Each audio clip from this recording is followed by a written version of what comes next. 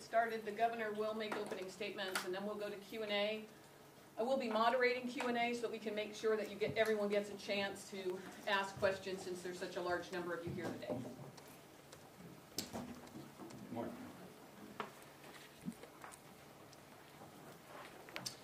Good morning, everybody. Delighted to have you here. Delighted to have the legislative session wrapped up. The legislature got its work done. I spent 14 years in Washington where people would fight for 365 days and still not get their work done. Legislature took a long time, but they got their work done. The tax plan that they put forward looks really remarkably close to what I proposed in 2012. At that point in time, I proposed that the sales tax rate stay at 6.3. I proposed a flat tax, which takes away all your deductions and exemptions and lowers your rate, broadens your base, and you end up now with a sales tax of 6.5, a much flatter income tax. We've gone from 6.45 now to 4.7, the ratchet that can go on down. So in total, it looks pretty close to what I'd proposed in 2012. They've got the budget finished. I just signed it. I've got one small line item veto that is in it, but otherwise signed the budget, and I'll look forward to signing the rest of the tax package and the trailer as well. I greatly appreciate the work of the legislature this year. It was hard work, and I congratulate them on coming together to do what's right for the state of Kansas. I congratulate them on getting it done. There were a number of people that didn't help much with the process and just wanted to see it fail. But a number of people, a majority, came together in the House and the Senate to pass a budget and a tax bill to fund the government. And I applaud their work and their courage in getting their job done. Congratulate their legislature on its effort for controlling spending. They've addressed our three major expenditure drivers in education, Medicaid, and KPERS. Thanks to the hard work of many legislators, the budget shortfall was cut in half from $800 million to approximately $400 million. CanCare policy changes to better serve members of people in the state of Kansas. Those policy changes were made to bend the cost curve down. There's refinancing of bonds to better terms and providing flexibility for the state to follow private sector best practices. As I mentioned, I signed the budget bill this morning with one line item veto. It was offered by the Board of Regents. It's approximately $1.9 million in both fiscal year 16 and 17 from a post-secondary education performance-based incentive fund. In the past, they've only used $100,000 of that fund, and that's what the Regents had offered up. I look forward to receiving Senate substitute for House Bill 2109 and House substitute for Senate Bill 270, the tax policy and the trailer bill. This bill continues our transition from taxes on productivity to taxes on consumption and provides a mechanism for continued reduction of income tax rates for all Kansans. It keeps Kansas on a strong path for economic growth and job creation. Now, some would have you believe this bill represents a tax increase, and that is not accurate. When looked at in totality, from 2012 to 2015, as I stated at the outset, Kansans are paying less in taxes and continuing to move off income taxes to consumption-based taxes. When you look at the overall tax environment, you'll see that between 2013 and 14, Kansans saved $713 million on taxes on their hard-earned incomes. This bill raises revenues of $348.4 million. The net effect is that with the reductions in income taxes and a transition to consumption taxes, Kansans are paying less in taxes than they were before, and more importantly, paying reduced taxes on their productivity, which is what income taxes are. It's taxes on productivity. Our policy is saving Kansans money and putting that money in their pocket rather than in the government's pocket. I understand people are concerned about how a sales tax of 6.5% will affect them on a day-to-day basis. And based on consumer expenditure survey data, which estimates 45% of a household's expenditures are subject to sales taxes, a household making right around $36,000 will see an annual sales tax increase of $56.35. For a household making $48,000 or just under that, they'll see an increase of $75.20. Some have suggested that only small businesses have profited from the tax policy, and that as well is not true. 71% of the cost of the 2012 tax policy was in savings to individual taxpayers. 71% of that was rate reductions, broad rate reductions. 29% went to small businesses. And that policy has been successful in creating jobs. We've seen the success of our economic policy in the number of working Kansans, our low unemployment rate of 4.3%, and the fact that working Kansans have more money in their pocket to save or spend as they see fit. In 2014, our state set another record with 15,780 new business filings, up from 13,646 in 2011. The median income for self-employed small business owners in Kansas exceeded national averages in 2013. Remember also that what we addressed in the first 4 years of this administration was not just tax policy. We took action to address critical issues that prior administrations, both Democrat and Republican, had not addressed. We invested in our state employee retirement fund, in KPERS. We're up over $440 million more in contributions to KPERS than we had at pre-recession levels. We're investing in K-12. We're investing now more than $4 billion annually in K-12 education, where previous administrations used federal dollars to replace state funding and had no plan for what would happen when those federal dollars went away, which they did. We bent the cost curve for Medicaid while improving services to Kansans through KanCare. None of this was easy, but it was the right thing to do. And we continue to work to improve life for Kansans. This tax policy bill does several things to benefit Kansans. 388,000 low-income Kansans will pay no income tax after the signing of this bill. 388,000. None. Even for those who had tax liability even after taking the ITC and other credits. It puts a lid on property tax increases, holding cities and counties more accountable for property tax increases. It requires that any increase above the rate of inflation will be subject to a vote. And it implements a ratchet for lowering income tax levels even further. If we hit 102.5% of revenue estimates, then the ratchet would come into effect as we would use any revenues above that 102.5% to lower income tax rates further.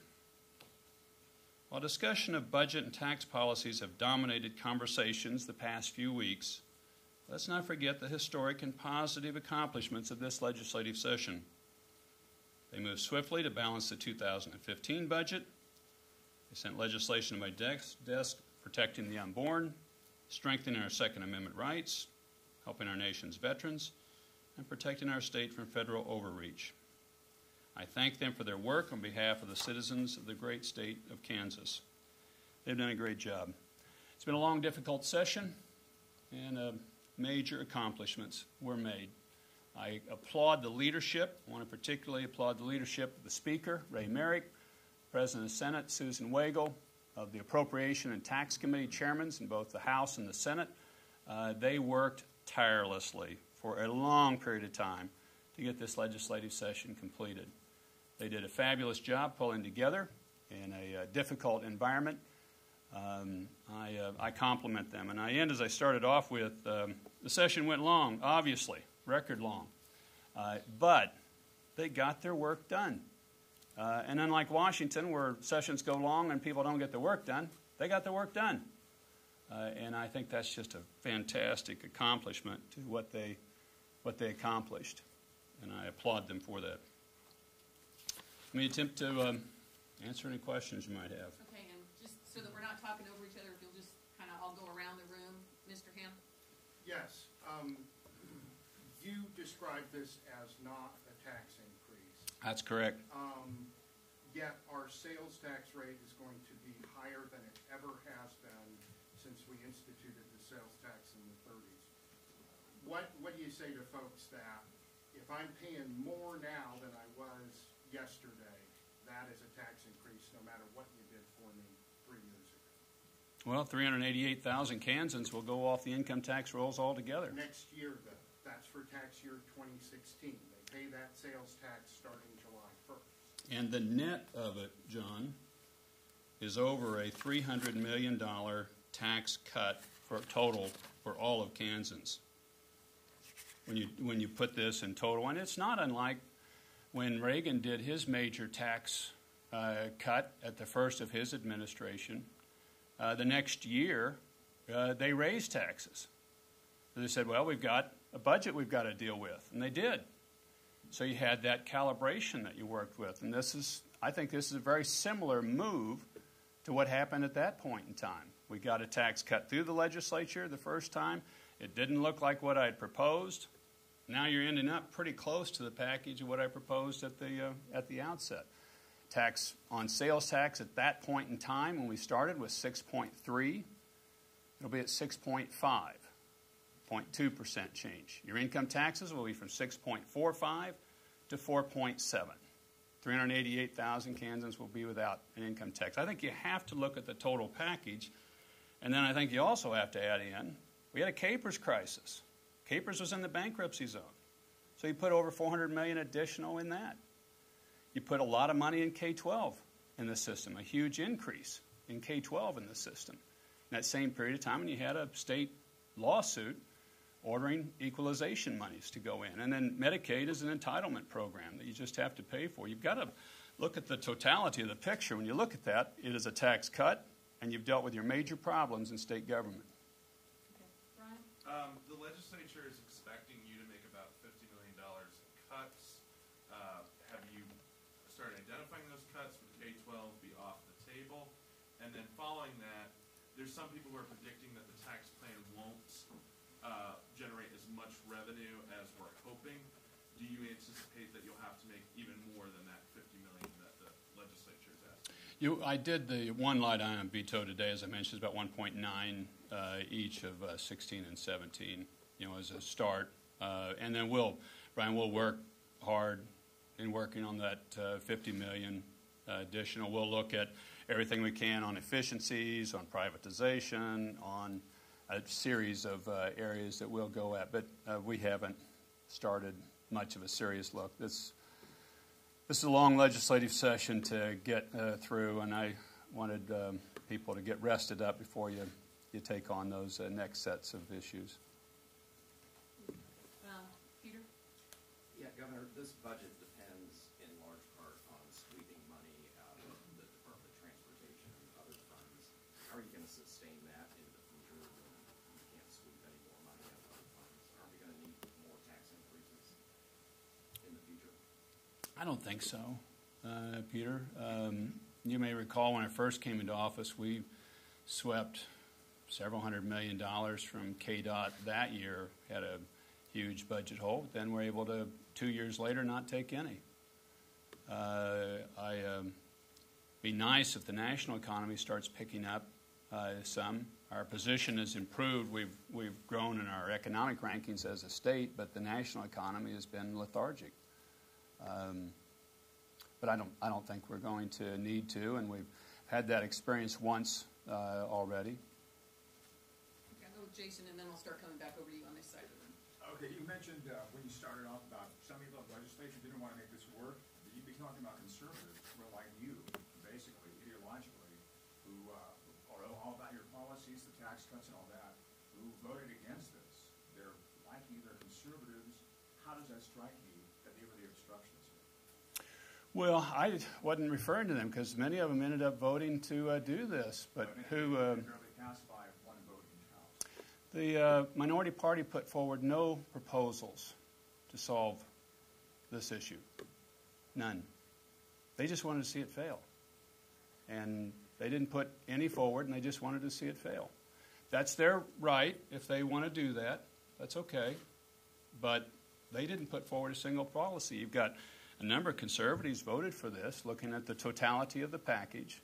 It's a tax cut, and it's movement from income taxes to consumption-based taxes. And I think at the end of the day, Kansans wanted to see these issues addressed, not just somebody sit back and say, I hope it fails.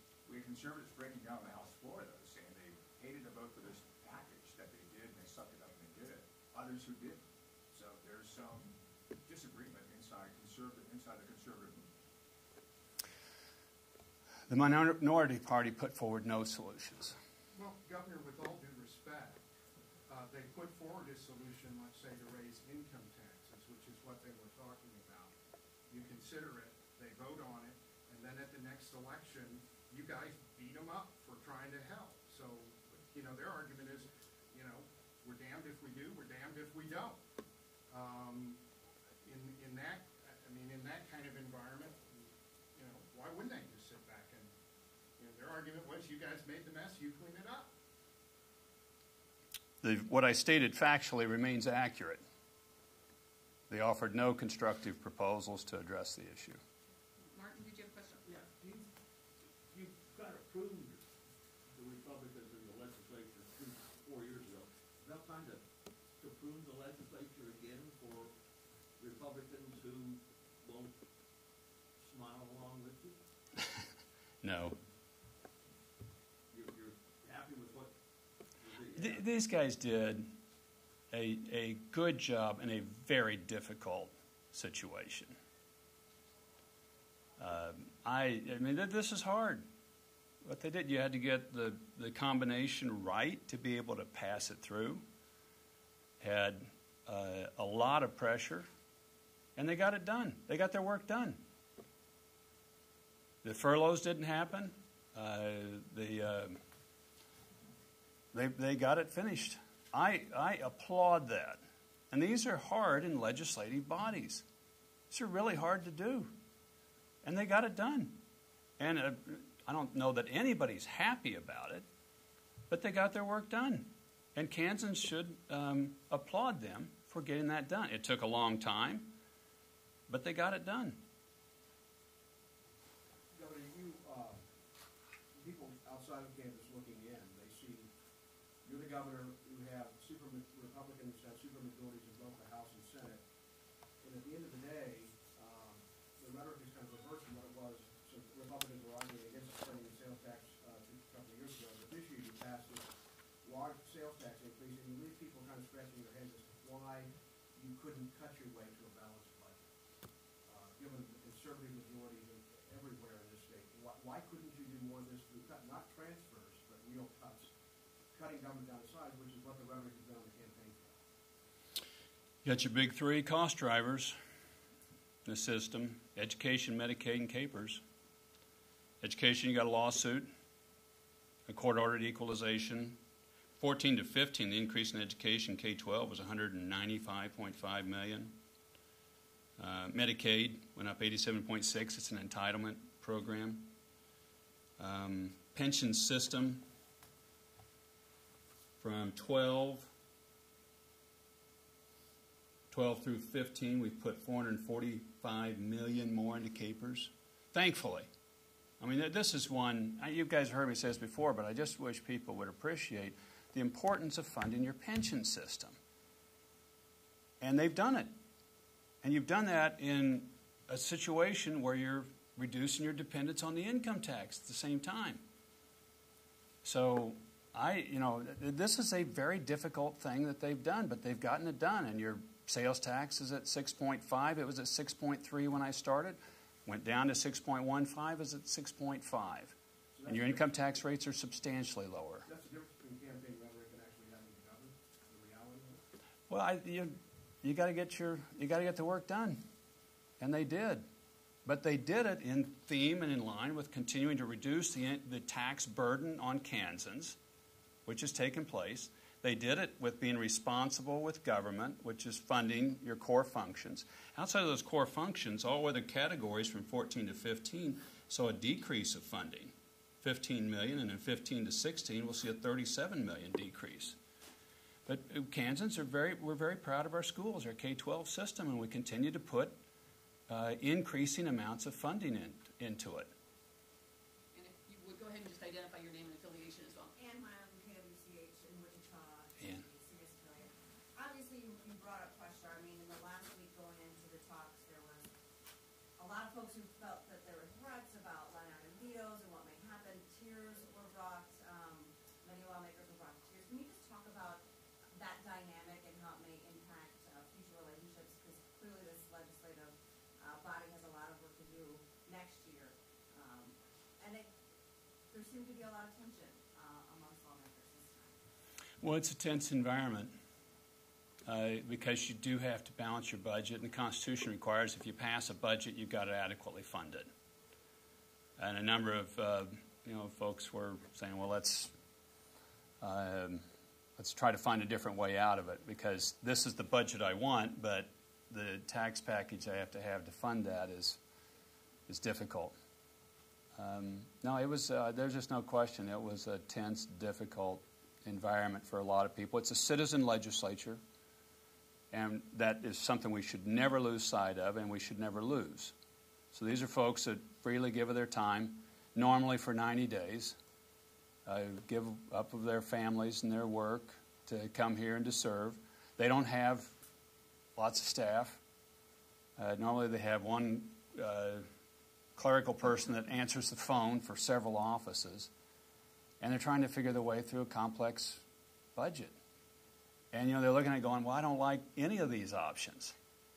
But the other option is I'm looking at, a furlough, or I'm looking at some sort of major line item vetoes or veto of the whole budget and back here in 3 days to fix it. I don't like any of these options. But the beauty of it is they did it, and they actually got things done. And a lot of it you're having to go off of, does this seem like the right way to go? Because there isn't a lot of staff analysis that can go into it to look through it. You're going off of opinion of a number of your colleagues that you trust because it's a citizen legislature. I thought they worked admirably in really difficult, extraordinary circumstances. But you'll be with this group next year, so do you anticipate that this will carry over and that there will be some disagreements just based on what has happened? Oh, there always is, but I think what you'll find with most legislators, these are really good-hearted people. They really just want to do what's best for the state of Kansas. They don't want to raise anybody's taxes. They want to cut everybody's taxes and provide everybody all the services they want. That's what they want to do. That's what we all want to do. But then you have the tension of how do you balance these two when you can't print money and you can't borrow limitlessly, which is a really good thing that we can't print money and borrow limitlessly. So time will be a healer too, as people get away and get to relax some. Yeah. Jonathan Carter, Kansas City. Governor, with the sales tax increase, you increased taxes on the cigarettes as well. For the people along the state lines, particularly Johnson County, Wyandotte County, two of your bigger counties, do you have any concerns with people crossing state lines to do their business? Spending their money across state lines? Those are. There's some anticipation of that. There's also a nice flow of Missourians moving into Kansas to live in Kansas, and we track that as well, with a lower income tax on Kansas side, with zero taxes on small business in Kansas, and not sure exact rates, but probably around 6% for some on the Missouri side. And that's an observable feature now in the Kansas City area, and it's certainly observable in a number of markets around the country where you have zero tax state sitting next to a income tax state that's above 4%. That's documented, and it's happening now, and it's happened in a lot of states. Governor, I'm Shannon O'Brien with Fox 4 in Kansas City. And Welcome. Glad to have you guys here. We don't get you guys over much. Thanks. Well, we've been here quite a bit. We just haven't seen you, unfortunately. Been out wandering the hallways talking to people. You can talk about capers and all the money that's going into capers and these 388,000 low-income Kansans that are going to pay no income tax, and the sun is shining in Kansas. But how about the people who aren't going to benefit from the capers, who don't get a pension, who aren't part of these 388,000 low-income people, who aren't going to see any taxes, who are going to see a net tax increase? Well, you're going to see a bunch of them that saw their income taxes go down. But I'm everybody had income taxes go down in this period of time, and the net effect is a reduction in taxes.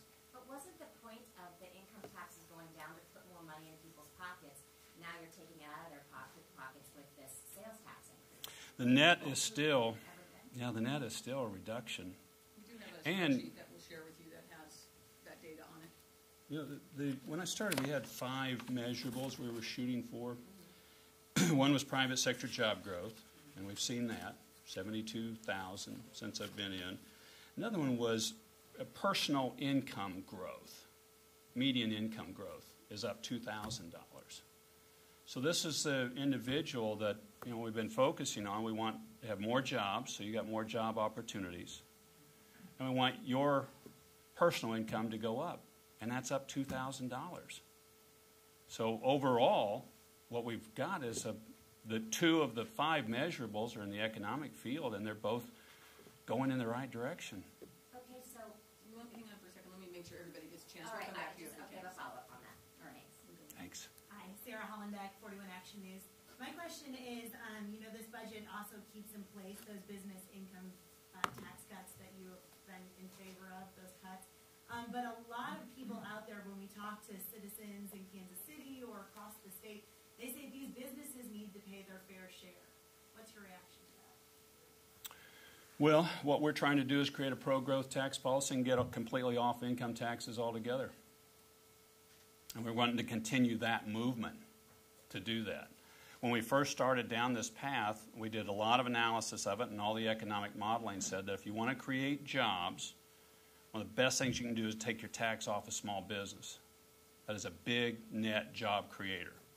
We do a lot of incentives right now to big corporations to move to the state of Kansas. Every state does. So we give a lot of incentives to them to move into the state of Kansas that a lot of people can say, well, that's not really fair that you're giving that money to General Motors in Kansas City to do an expansion. Why does GM need that money?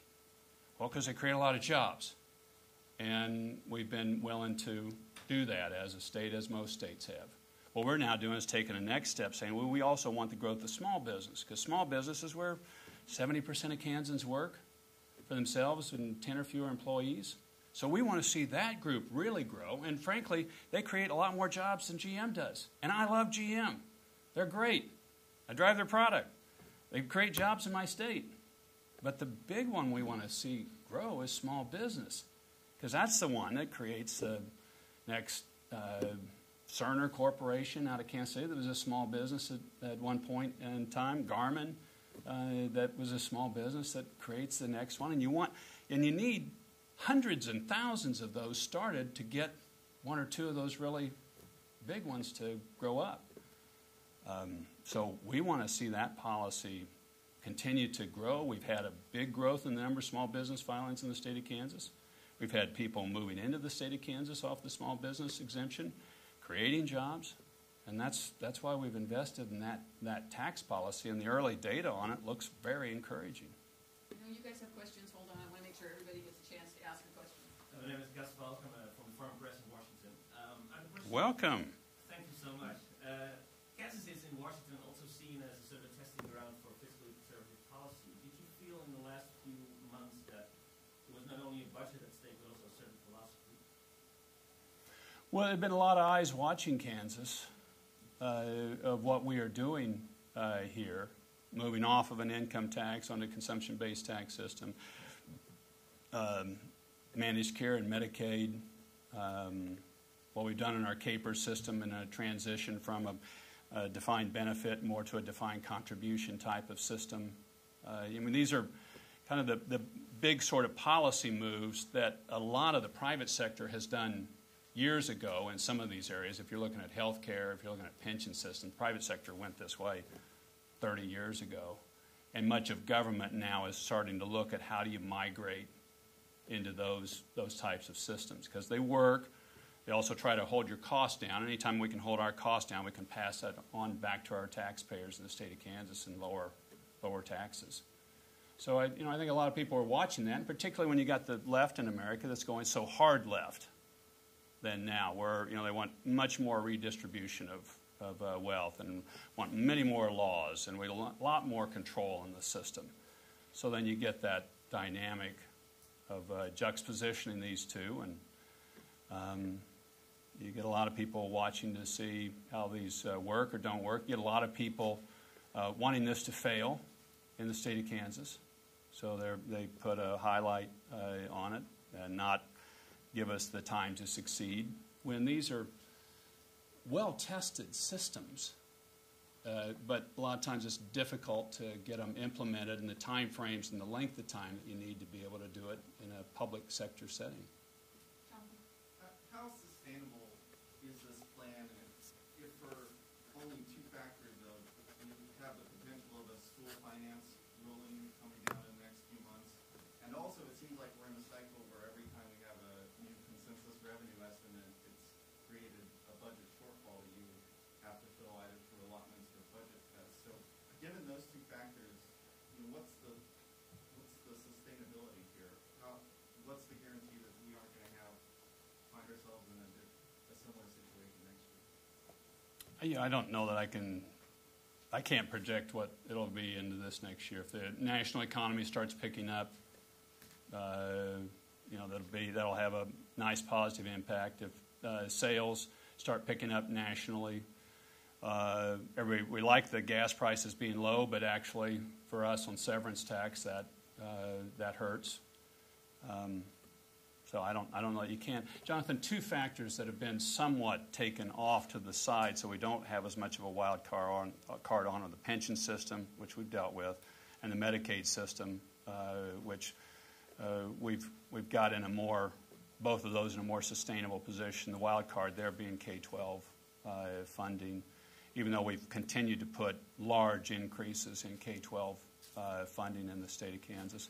I think it was a really positive move that the legislature went to block granting on K-12 this year, because you had that formula that last year was supposed to grow $130 million, and it ended up getting up to $240 million. There's now a legal challenge to the block grant law, as I'm sure.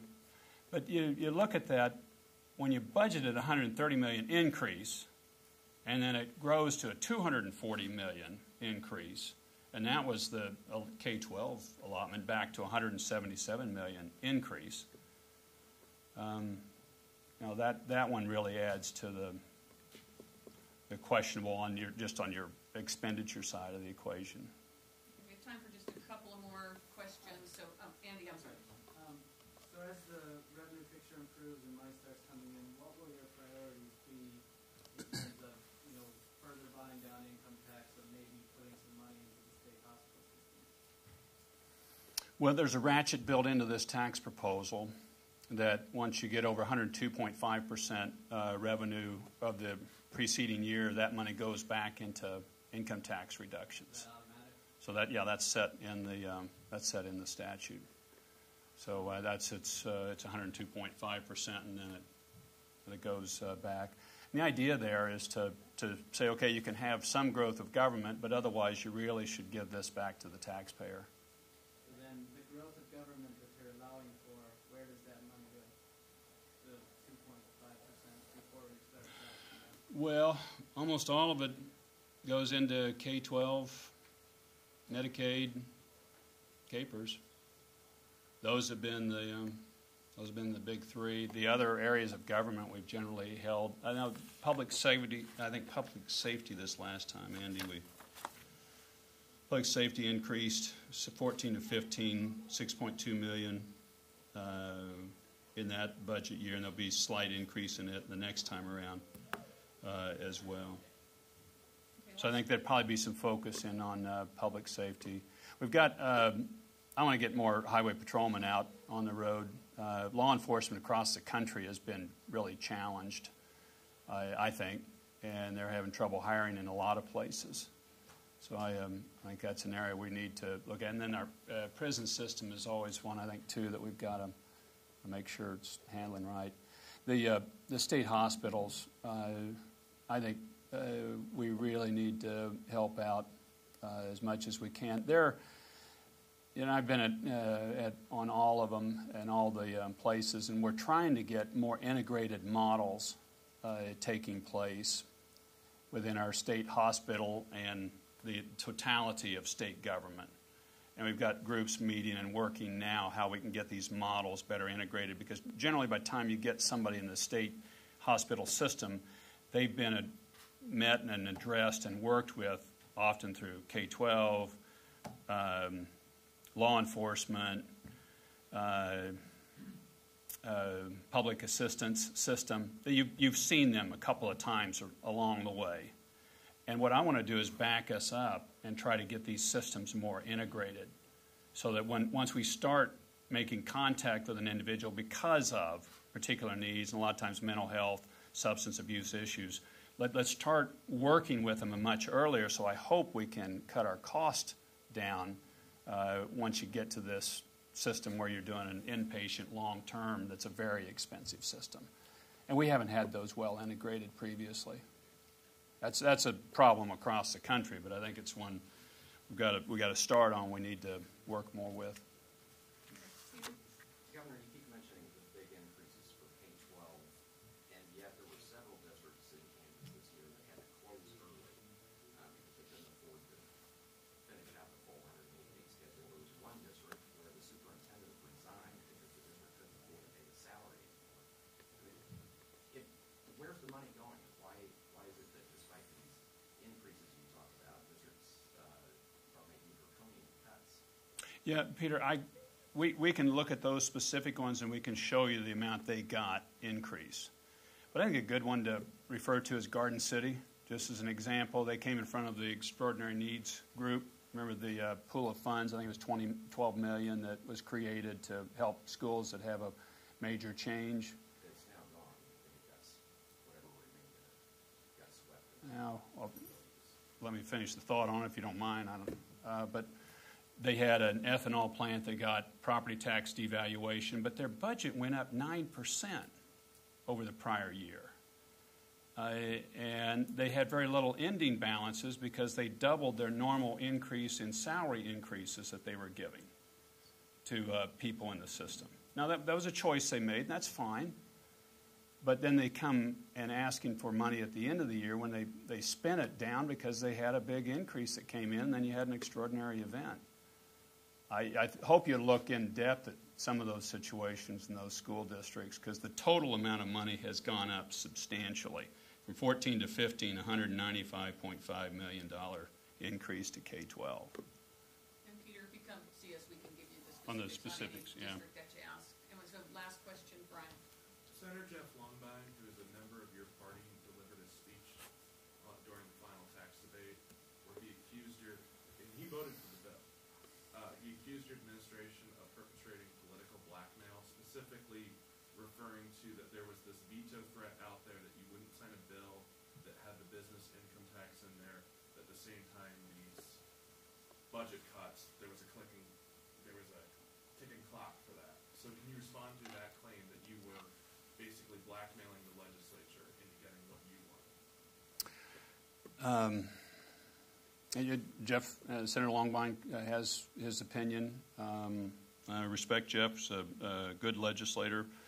What we put forward was a tax proposal. I said there was two types of tax proposals, two specific ones that I wouldn't sign. I negotiated on 150 different types of tax bills. Constant, just different types of ideas coming forward all the time. It was more than 150, and you had a multiple set of moving parts. At the end of the day, what happened, and I think you were there at that joint caucus we had, just said, guys, we're out of time. And now you're basically down to one of two options because we just don't have time to run back through the system with everything. You're either going to have to do what the Senate passed or something close to what I proposed. And that's, you ran out of time there at the end. You did give a hard line, and I was there when the Secretary of Revenue told the Senate that you would veto a bill that had the business income tax piece in it. So, I mean, you did give the legislature a hard line that you would veto that if it came across your desk. I did say that. Okay, thanks everybody for coming today. We need to get the governor out for another appointment. Is there a message on 112? Yes, I'll get it to you. see you today. Yeah, it's good to have you over